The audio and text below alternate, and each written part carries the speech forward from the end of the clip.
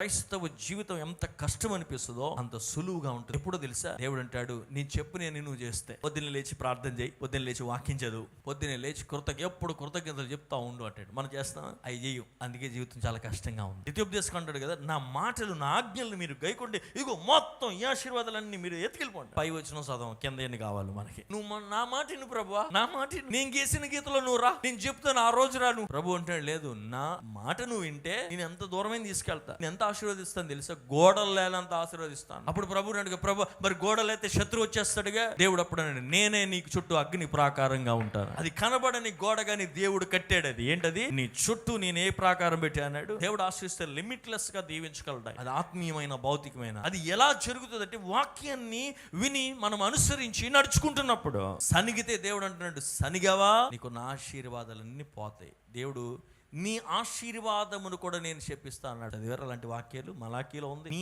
ఆశీర్వాదములు నేను శపిస్తాను అన్నాడు దేవుడు. ఎప్పుడు నువ్వు సనిగినప్పుడు. ఇంతేనా ప్రభా, ఇంతేనా శాలరీ, ఇంతేనా జాబ్ అనవాగు. ఈ ఉద్యోగం దేవుడికి స్తోత్రం. ప్రభు ఎంతో మందికి ఉద్యోగం లేదు, నాకు ఇచ్చే స్తోత్రం. నెక్స్ట్ రోజు ప్రమోషన్ ఇస్తాడు దేవుడు. ప్రతి విషయంలో ఆయనకి ఉన్న దాంట్లో సంతృప్తి చెంది కృతజ్ఞతలు చెల్లిస్తూ ఉంటే దేవుడు అన్నాడు, నేను నీకు అనుగ్రహిస్తాను.